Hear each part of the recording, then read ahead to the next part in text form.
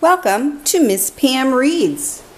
Today we are reading The Legend of the Candy Cane, an inspirational story of our favorite Christmas candy. Written by Lori Walburg, illustrated by Richard Cowdrey. This is a big book. All right. The Legend of the Candy Cane. One dreary evening, in the depths of November, a stranger rode into town. He stopped his horse in front of a lonely storefront.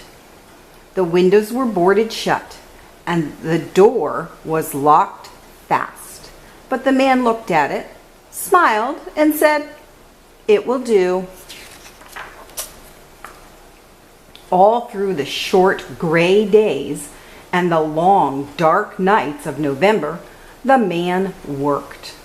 The townspeople could hear the faint pam, pam, pam of his hammer and the snish, snish, snish of his saw. They could smell the sweet, clean scent of new lumber and the deep, oily smell of new paint. But no one knew who the man was or what he was doing. Look at, they're peeking in. The mayor hoped the man was a doctor to heal his illness. The young wives hoped he was a tailor to make beautiful dresses. The farmers hoped he was a trader to exchange their grain for goods.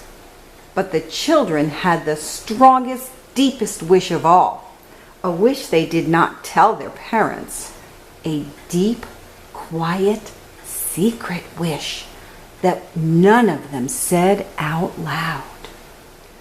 No one spoke to the man. No one asked if he needed help. They just waited and watched and wondered and wished.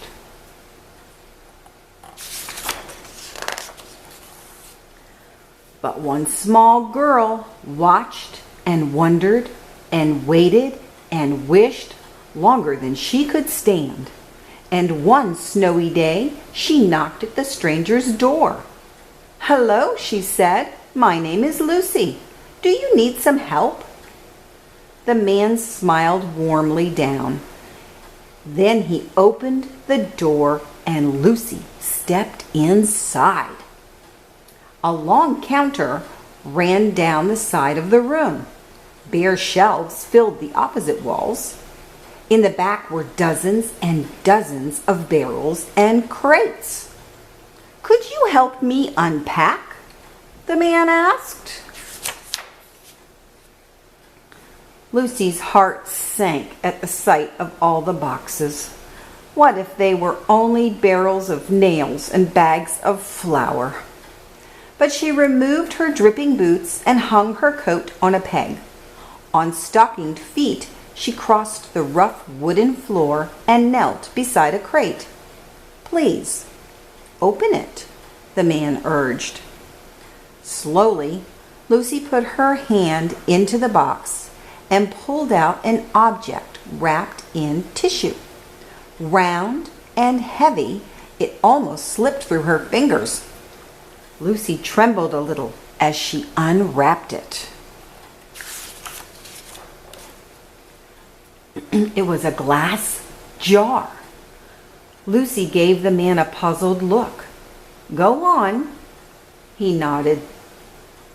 So she unpacked another glass jar and another, until she was completely surrounded by jars of all shapes and sizes, tall and thin, round and squat, jars with lids and jars without. "Now," the man said, "for something to put inside." He pulled over a huge crate, stamped with a strange word right here. It says confections. Ooh, what could that be?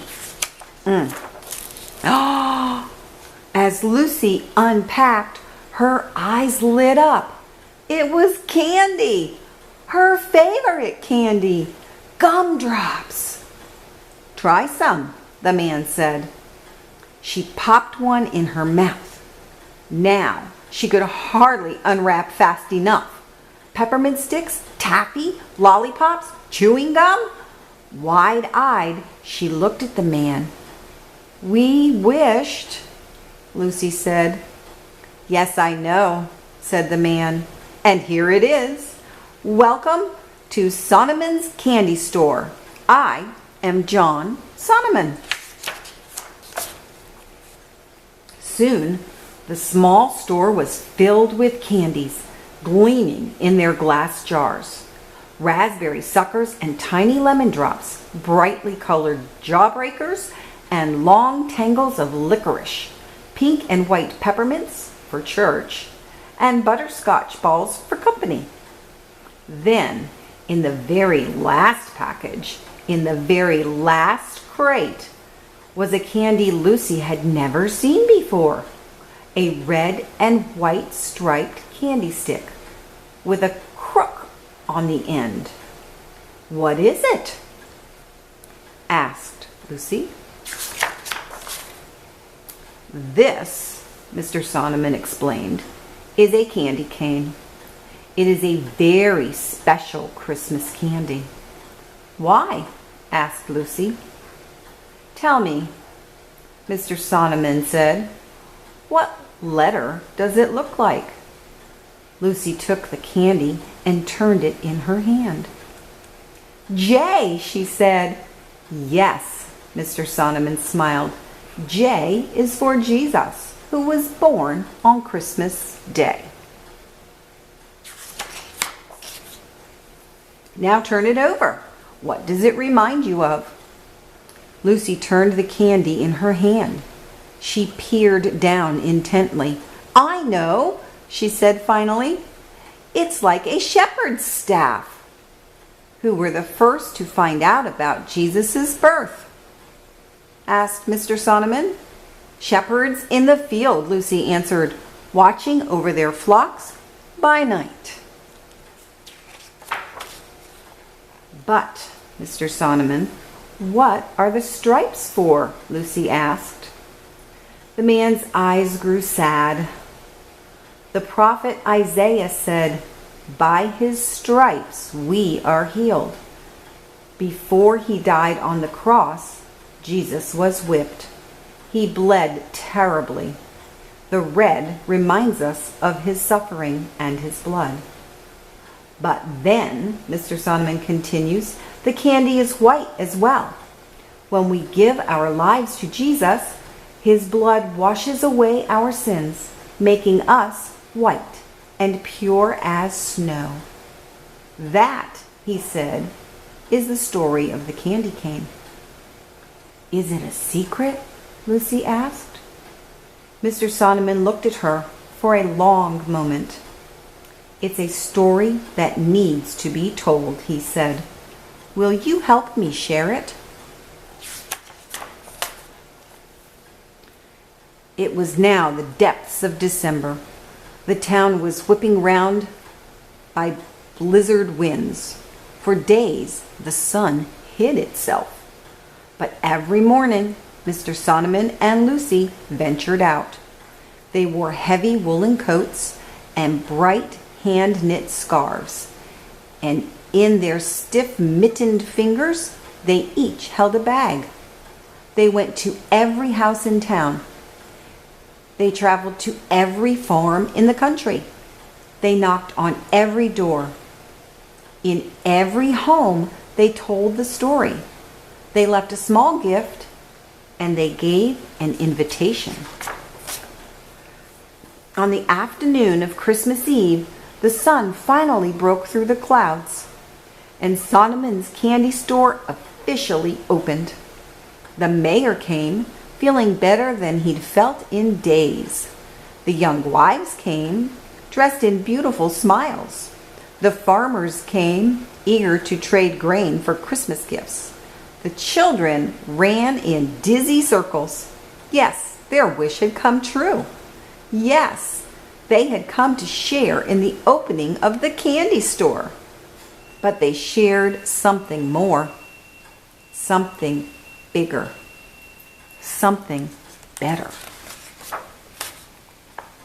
On that Christmas Eve, they shared the story of the candy cane. They told of the miracle of Christ's birth, the misery of his death, and the mercy of his love. Oh, the end. Thank you for joining me for Miss Pam Reads. Whoops. Would you like a candy cane? Have a fantastic day.